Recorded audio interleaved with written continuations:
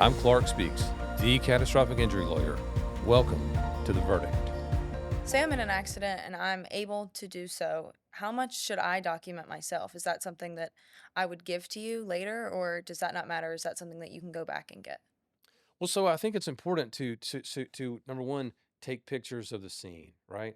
You want to take pictures of, if you can do so safely. Now if you're in the middle of a busy interstate highway, you don't need to be getting out and or if it would subject you to a medical risk, like if you have a broken bone, I don't want you to, but to the extent you're able, it's good to record um, images or whatever of what you see, of what's available to you. So because we got to be able to describe it later, So if later they might try to say, well, the cars weren't that damaged. So if you can show the degree to which cars were damaged, that'd be great. The relative position of the cars might be important. If you do have physical injuries that are visibly evident, then you might want to get somebody else to take a picture of those in the hospital or whenever you get to a stable place, because we want to tell this story, and the more completely we can tell it, the better. So sure, yeah, we want you to document that. We're also going to gather that information ourselves, right? When you come in and when you work with us, we're gonna have you sign medical releases that will allow us to gather medical records and medical bills. I mean, and then we're going to do that. We have very, very talented and dedicated and committed case managers and legal assistants and paralegals that are going to go out and get that information, and they're going to assemble all that information in a way that's compelling for the insurance companies. And so they're going to do their part. And then the other thing about it that goes along with the documentation of it that you have to be careful of is social media. I mean, we live in a world where people document a lot of the things they do, maybe what they had for dinner, maybe what they have for breakfast, when they're on a vacation, when they're all these graduations, weddings, births, and all that kind of stuff. You got to be real careful about documenting these types of things because you don't know how it's going to look later. And I'll give you an example. We have had this is a long time ago. I used to work for the insurance company, right? I used to defend these kinds of cases when I worked for the insurance companies. And I remember there was a lady who had some pretty serious injuries, and she was claiming all these serious injuries, and they were legitimate injuries. The guy I worked for somehow managed to get some video that showed that she was doing something recreationally that seemed to be inconsistent with these injuries.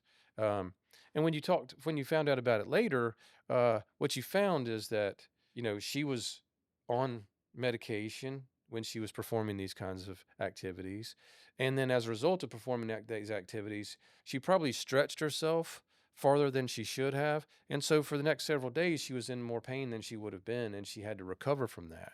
But it still was a bad look for them. And so the insurance company my employer was working for exploited that to his advantage and to her detriment. And so what we would want to do is we would want to be able to not put that information out there and be careful about how that will look. That doesn't mean that we're going to be untruthful. In no way does that mean that. It just means, hey, if you're gonna, first of all, we would say, hey, don't put yourself in that position. Don't strain yourself when you're trying to recover. Don't do that.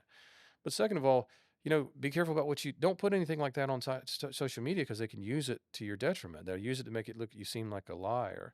And then third of all, if you do find yourself in that position, we want to be able to document the other side of it. The 3 or 4 days after that, when she was in bed trying to recover from, where she had pushed herself and she had, so the social media component of accident cases can be damaging because people would try to push themselves for special occasions and under certain circumstances, and maybe exacerbate injuries and complicate their injuries and also their case. So we would want them to be careful about that. Okay, so I hire you as my attorney to represent me. To what extent am I involved in working with you? Yeah, that's a great question. So you're injured in an accident, hypothetically, and you hire our firm to help you. And what we want you to be able to do is to work on getting better.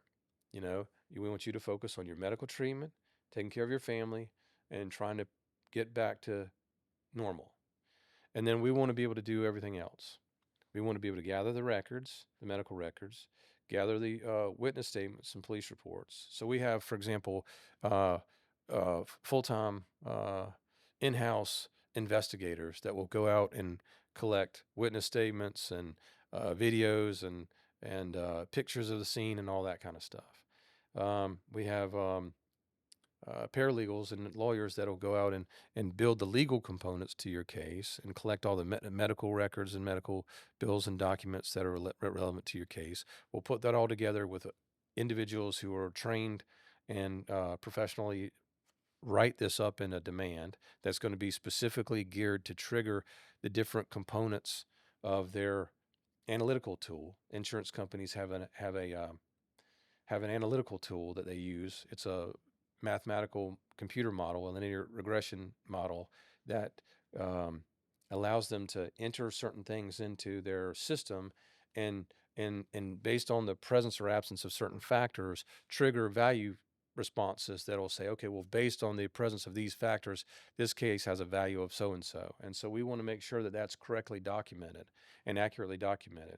We're not going to put stuff in there that's not truthful, but we want to make sure that everything that did occur is correctly documented, whether it's medical bills, medical treatments, diagnostic treatments, future medicals, or any of those kinds of things. We want to be able to make sure that those things, lost wages, those kinds of things. So, or if somebody was up for a promotion and they couldn't get a promotion, or a new job, they couldn't get a new job. Any of those things we want to be able to tell as comprehensive a story as we can. And so our demand writers will include that. And then we've got different people who will then submit that information, review it, submit it, and then the first thing that they'll do is they'll start negotiating with the insurance company. And these are people that negotiate all day, every day, and they negotiate on injury claims all day, every day. So they're really, really good at it. And so when an insurance company says, "Hey, well, that's not reasonable and customary," or "We don't have to pay for that," or "Our policy is this," then they can go, "I understand that's your policy, but this is the law. This is where the law comes from. This is how the law applies in court, and this is what we would like for you to consider doing in this case." Right? So they know, and also they've done it hundreds of times before. So when somebody says that we're going to pay you this much money, and they know they should be paying this much money, they know they can see that. And so because they can see that, they're better able to handle that and handle that negotiation. And that's why, one of the questions people always say is, well, should I get a lawyer? Can I do it myself? Right. And the reality is that people uh, who have a lawyer under these circumstances statistically get 3.5 times more money for when they have a lawyer than when they don't. And this is the reason, is because these people do these things all day, every day, negotiate these claims and gather these records. And then most of our claims resolve right then at that negotiation. And that's probably on average 9, 10 months after an accident. Now, if a person is more seriously injured, their treatment will drag on more, or continue on more. And so that might extend that. But in general, for an ordinary case, a back sprain, a back strain, cervical strain, those kinds of things, broken arm, broken leg, maybe that didn't require surgery. If it requires a surgery, it's going to extend it. But you're talking about, 10 months, a year, something like that. If we can't get it negotiated in that time and we can't come to an agreement, we say this much and they say, all we're paying is this much, and so then what we have to do is we have to go to litigation, and that goes to a different group within our operation, within our organization, goes to the litigation department, and they have all the stuff that they need because pre-litigation has built it, and that they hand them this file that's ready to go to litigation. It's screened to make sure we have all the things that we need, and then we immediately file a lawsuit, and then we start with the process of written discovery, depositions, mediation, and most all of those cases resolve right there, at mediation, because we have done the things that we needed to do prepare.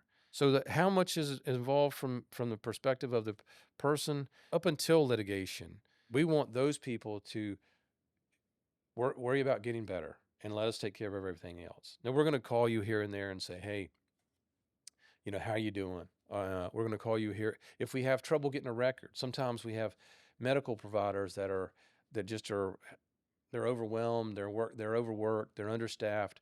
They can't get the medical records that we send requests, and they're not responsive. And so what we may do is say, hey, listen, you're telling us you want to proceed with this claim quickly. So what we'd like for you to do is when you go to the doctor next, or if you could call the doctor's office and say to them, "Hey, I really need these records. Can I come by and pick them up?" And then that might be something that, based on your interest in moving your case forward, we ask you to do. But that's 1 out of 30 times, probably 1 out of 25 times. It's not very frequent. And there might be something here or there that we might, you know, you say, "Hey, can we expedite this?" And we're saying, "Hey, we're doing everything that we can possible. We're not waiting on us, but we're having a problem getting this from this person." We might say, "Hey, if you call them, they might be responsive as well. That might help them move the case along." So that's the kind of thing that we might ask for your participation in and your help in. Now, once a case gets into litigation, which is again about 10% of cases, it's not a very high number of cases. Most cases don't. Usually, these are more serious cases that involve, you know, more serious injuries, maybe lifelong effects. Not always. Sometimes it's those, but a lot of times those do involve more serious cases, more serious injuries. There's going to be, and after litigation commences, there'll be more required of an individual. A person will have to help answer interrogatories, help answer requests for production of documents, help answer admissions, and then also participate in a deposition, participate in the preparation for deposition, participate in a mediation, and then ultimately maybe even participate in a trial. I don't want people to be afraid of that process. Uh, it does require time, but also if we get to that point, which is in a very few cases, we are going to make sure that a person is prepared and knows what they're doing. Again, most of the reason why people are fearful of these things is because they don't know what to expect. And so in that situation, we want to turn the lights on so they know exactly what to expect, so that they're prepared, so that they walk in not going, "Oh my gosh, what's this guy going to ask me?" So they know. So when the question comes, they go, "I knew you were going to ask me that, and here's the answer." And so we feel like if a person is prepared, then they'll be confident. If they're confident, they'll perform well. If they perform well, then we'll get the result that we want. And that's been our experience. Thanks for joining us. Don't forget to subscribe and follow us to stay up to date with our weekly episodes. We'll see you next time.